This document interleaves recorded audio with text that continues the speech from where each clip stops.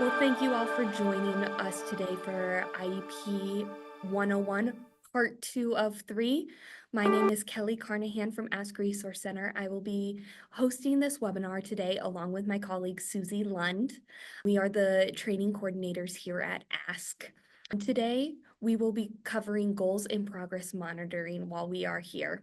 Family-focused nonprofit organization with a mission to empower people with disabilities and their family members, caregivers, and professionals who support them.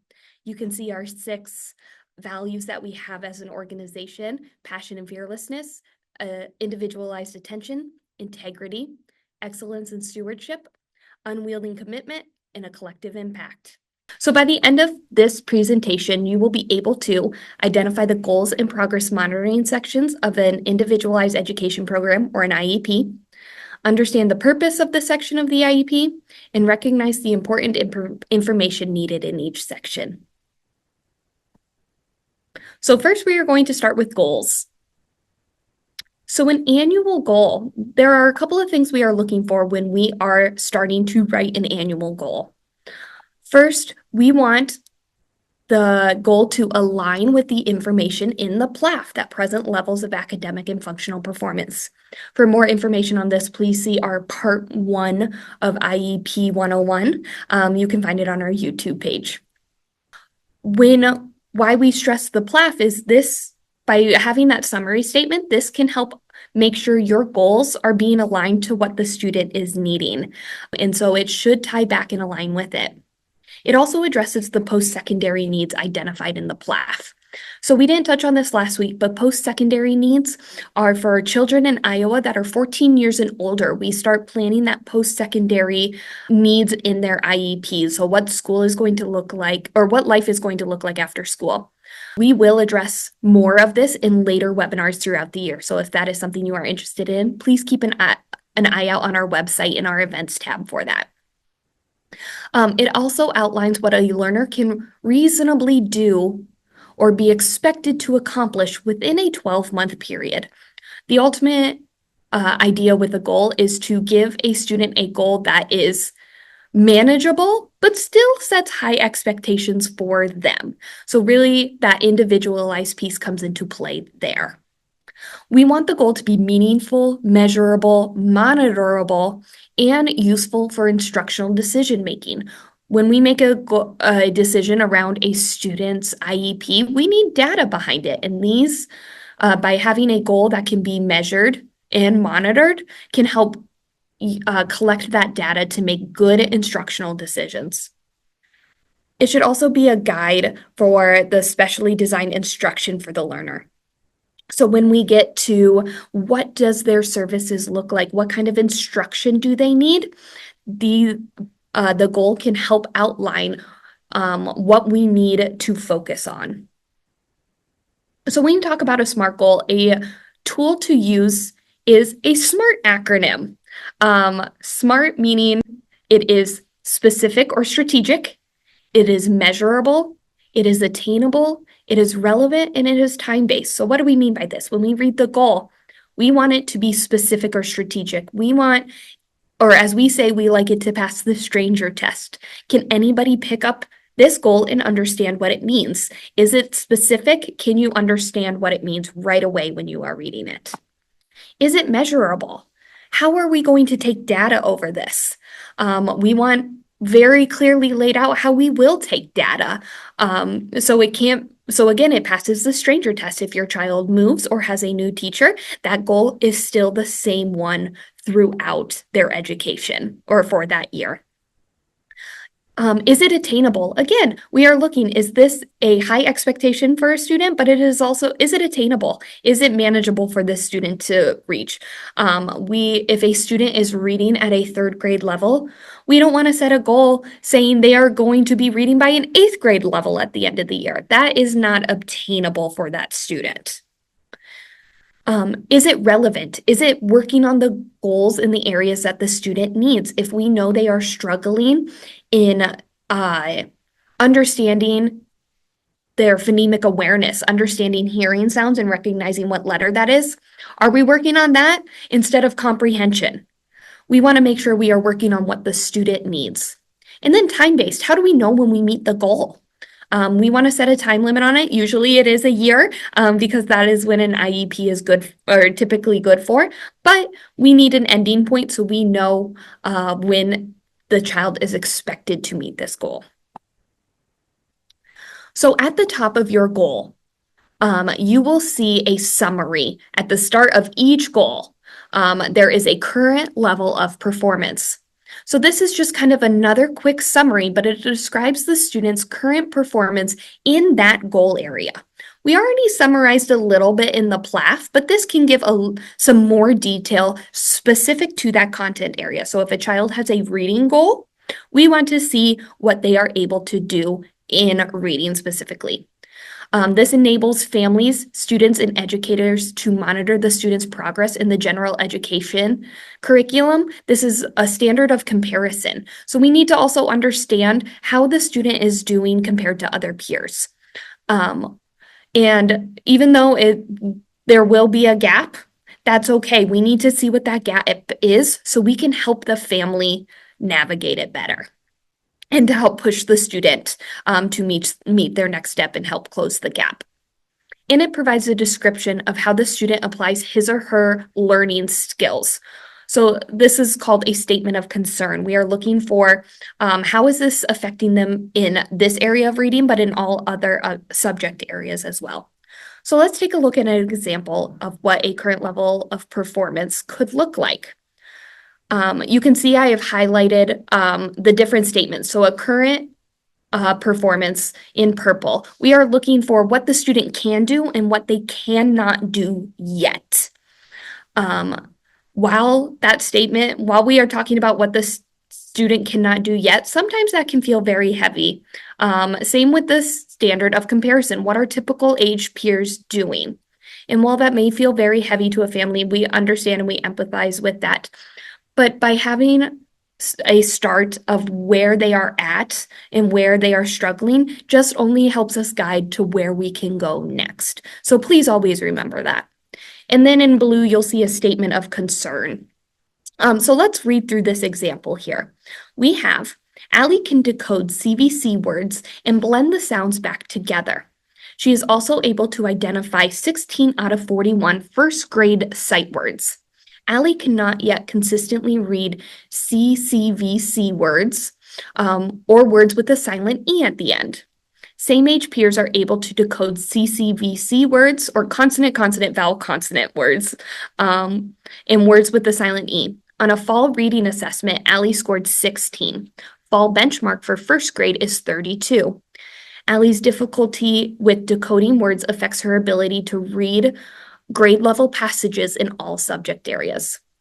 So let's look here. We see highlighted in purple here where Allie is currently performing at. We can see it says Allie can decode CVC words. These are like cat, consonant, vowel, consonant, and blend them back together. She's also able to identify 16 sight words, but she cannot yet read CCVC words like step or words with that silent E at the end.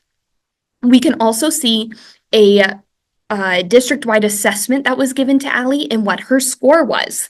Your district may not use a reading. This is just an example, but we usually do like to see some standardized testing or test scores in here just because it does give us a comparison to other students. In the next few sentences that I have highlighted in this green teal color, you can see how it compares Allie to peers in her classroom. Same age peers are able to read these CCVC words and words with the silent E. And the fall benchmark for first grade in A reading is 32. So this is where we see that gap. And again, we understand this can sound heavy when you see that your child is not meeting peer standards. And that's okay. We understand. But remember, again, we have to start where they are at now so we can help them grow. And then the last statement summarizes how this affects Allie. We can see it affects her in her reading grade level passages, not only in reading, but this affects in other subject areas. Consider science. If they have to read a science passage, she may struggle reading what that is. And that's something we should consider either in this goal or also maybe other places in the IEP. So now we are going to look at annual goals and the annual goal statements that are on your goal pages. When we look at an annual goal, we want to see three things in that goal statement. We want to see the conditions. This is when or how the learner will perform. What are we expecting of us to give them in their performance setting? The behavior. What is the learner going to be doing in this? What do we want to see from the learner? And then the criterion is, how do we know when we met this goal? What is our endpoint? Other than the 12-month period, how do we know if the student met the goal earlier? Because if a student has met a goal, we don't want them sitting around waiting a few months when we could be pushing them even further. So let's look at some examples here. So we have this example here. In 36 weeks, given direct instruction in the area of reading, Garrett will demonstrate an increased proficiency in reading comprehension by reading a grade level passage and correctly answering 8 out of 10 questions on the attached reading rubric for 3 out of 4 consecutive trials. So this sounds like a lot for a goal, but let's break it down and see the different parts in it. So at first we have the conditions. We see in 36 weeks given instruction in the area of reading. This is what we are going to do for Garrett. 36 weeks is a typical school year in weeks wise. Your goal may say something by a certain date, which is usually when the next IEP is around. It can be worded a little bit differently depending on your district and your teacher, but we want to see when is it supposed to be done by, and what are the conditions given by the teachers or by the educators. The next section, we see the behavior. We see what Garrett is expected to do.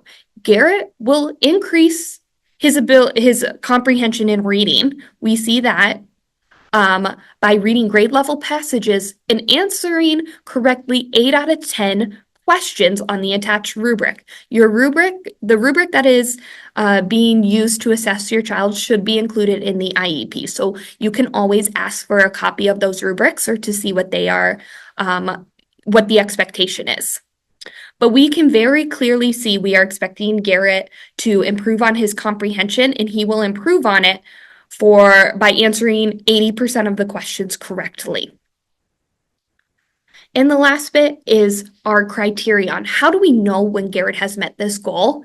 So for 3 out of 4 consecutive trials, it may be that Garrett is progress monitored weekly, or it could be every other week. We'll get into where to find that later. But for 3 out of 4 of those consecutive trials, if he scores 8 out of 10 correctly, we will say his goal is considered mastered and complete. And this would be where we need to consider either changing the goal or making it a little more difficult. So let's look at another one here. We have the statement. In 36 weeks, given instruction in the area of behavior, Alex will demonstrate an increased use of coping skills by scoring 95% on his daily behavior sheet. So something in this goal is missing. If you want to use the chat, what do you think is missing here? Do you think it's the conditions, the behavior, or the criterion?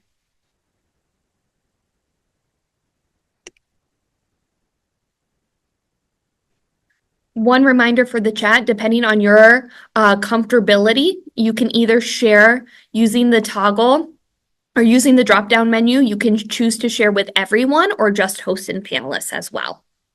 Kelli, we have one answer in the chat. Behavior has been guessed.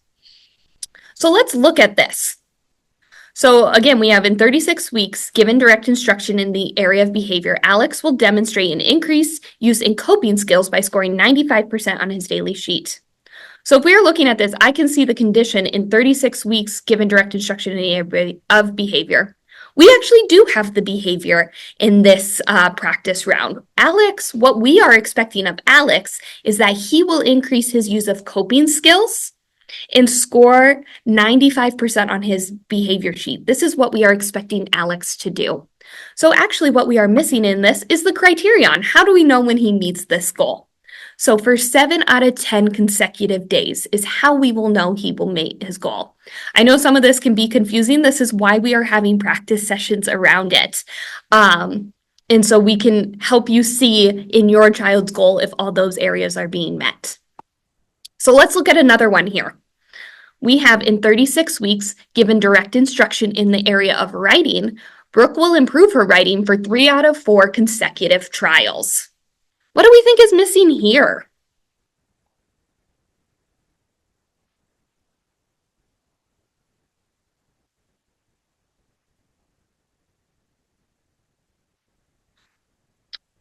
I see we have a guess of behavior as well. So let's break this one apart a little bit more too. So we have in 36 weeks given direct instruction. So what we are giving Brooke will improve her writing for 3 out of 4 consecutive trials. So we can see the condition and the criterion. And yes, this time the behavior is missing. When we are looking, actually, I'm going to back up for a second. When we look at this, we see Brooke will improve her writing. That is very vague. That would not pass the stranger test. Improving writing can mean a lot of things to a lot of different people. Are we looking at grammar? Are we looking at spelling? Are we looking at forming a complete thought? There are a lot of things that could improve Brooke's writing. So we want to make that a little more clear. So for the behavior of this, we would want to see Brooke will increase her use of correct punctuation and spelling by scoring 20 out of 25 on the attached rubric. So we can see 2 more things kind of come into clarity a little bit more. She will be working on punctuation and spelling, and we know that she will score 20 out of 25 on the rubric. So good job on that one. So now I'm going to pass it over to Susie, and we are going to talk about progress monitoring. All right, thank you, Kelly. So the next section that we are talking about today is progress monitoring. And this is how we know if our student is making progress.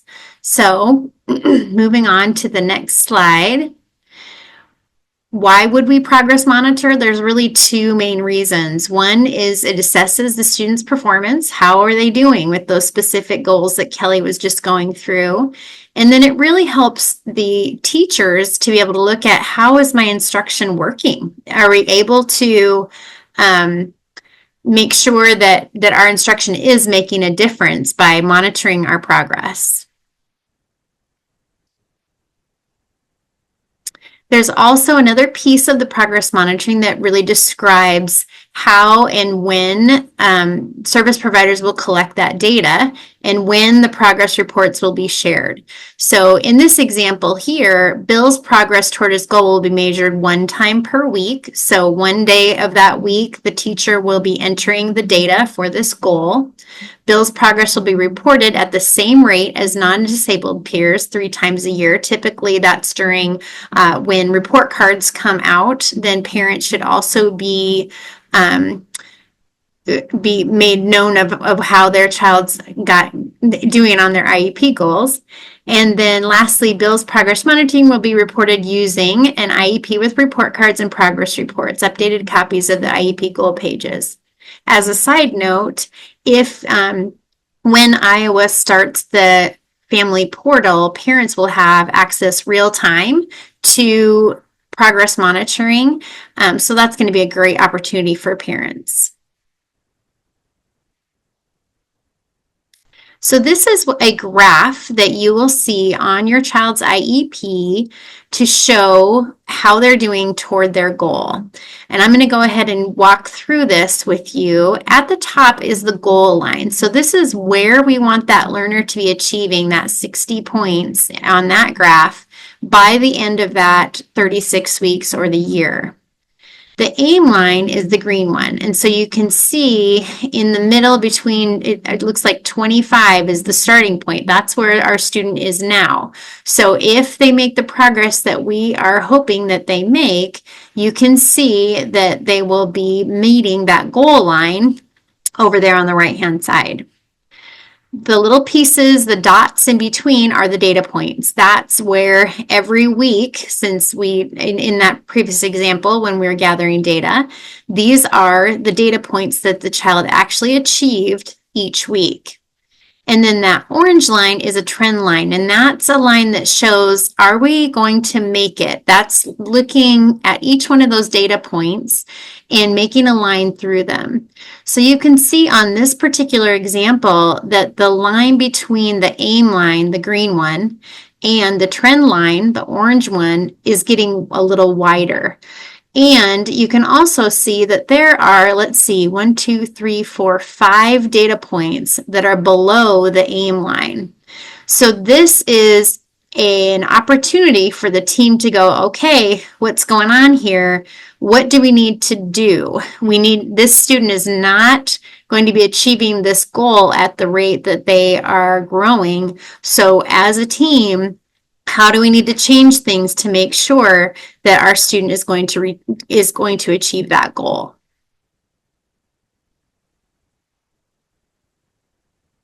Is one of the more recent court cases that has come out about progress monitoring.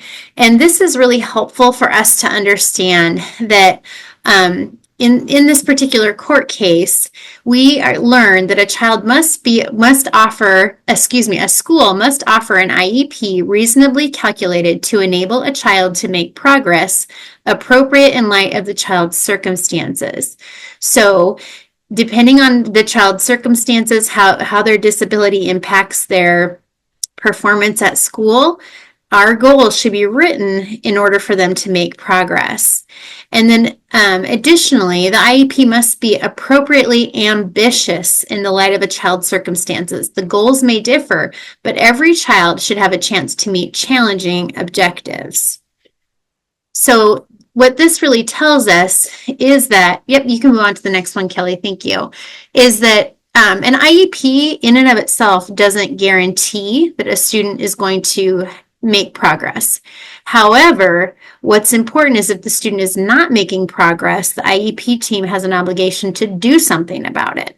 How are we going to change our instruction? Do we need to change where this instruction is taking place? Do we need to change the goal? So there's all kinds of things that we could do, but we need to be paying attention if the student is not making progress.